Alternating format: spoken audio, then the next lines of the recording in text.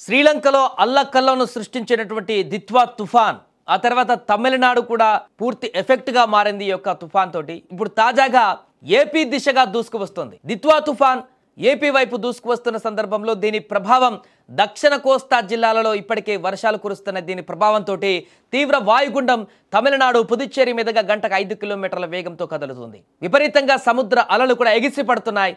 ఈ క్రమేణి బలహీనపడుతుంది ప్రస్తుతానికి. దీని ప్రభావంతో ప్రకాశం, నెల్లూరు, తిరుపతి జిల్లాలలో భారీ వర్షాలు కురిసేటువంటి అవకాశం ఉందని విపత్తుల నిర్వహణ సంస్థ తెలిపింది.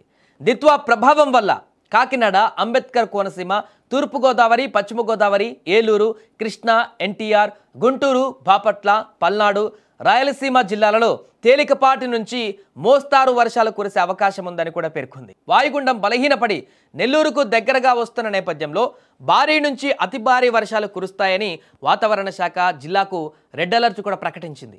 ఇక తిరుపతి కానీ నెల్లూరులో 2 రోజుల నుంచి వర్షాలు కురుస్తూనే ఉన్నాయి. దీంతో జనజీవనం పూర్తిగా అక్కడ స్తంభించిపోయింది. మరోపక్క సముద్రాలంలో అలలు ఎగిసి పడుతున్నాయి. విపరీతంగా అలల పోటు అక్కడ కనపడుతుంది. తీర ప్రాంతాలలో ఆ యొక్క సముద్ర ఉగ్రరూపం కనపడుతుంది. పలు ప్రాంతాలలో సముద్రం 4-5 మీటర్ల వరకు ముందుకు చొచ్చుకు వచ్చింది. తీరం వెంబడి ఈదురుగాలులు వీస్తున్నాయి. దీనికి తోడు చలి కూడా ఎక్కువగా ఉంది. తుఫాను కారణంగా తిరుమలలో చిరుజల్లులు కురుస్తూనే ఉన్నాయి. దీంతో భక్తులు తీవ్ర ఇబ్బందులు ఎదుర్కొంటున్నారు. శ్రీవారి ఆలయ ప్రాంగణం నిర్మానుష్యంగా మారింది. దట్టమైన పొగమంచు తిరుమల కొండలను కమ్మేసింది. దీంతో తిరుమలకు వెళ్ళేటువంటి భక్తులకు కొంచెం ఇబ్బందికరంగా మారింది. మరొక వైపు టీటీడీ కూడా ఇప్పటికే అప్రమత్తమైంది. భారీ వర్షాల నేపథ్యంలో తిరుమలకు వచ్చేటువంటి భక్తులకు ఎలాంటి ఇబ్బందులు లేకుండా అన్ని రకాల సౌకర్యాలను ఏర్పాటు చేస్తూ వచ్చేటువంటి భక్తులను జాగ్రత్తగా దర్శనం చేసుకుని మరలా వెళ్ళేటువంటి విధంగా అన్ని రకాల చర్యలు కూడా తీసుకుంటుంది.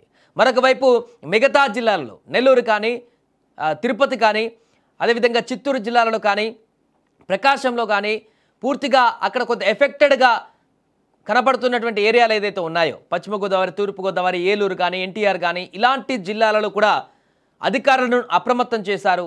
ఎందుకంటే ఒకవైపు చూస్తున్నాం శ్రీలంక ఎలాంటి పరిస్థితులను ఎదుర్కొంటుంది. పూర్తిగా అల్లకల్లోలంగా మారి అక్కడ తీవ్రమైనటువంటి మరణాల సంఖ్య కూడా పెరిగి అక్కడ ఒక రకమైనటువంటి విచ్ఛిన్నకరమైనటువంటి పరిస్థితి ఏర్పడింది శ్రీలంకలో.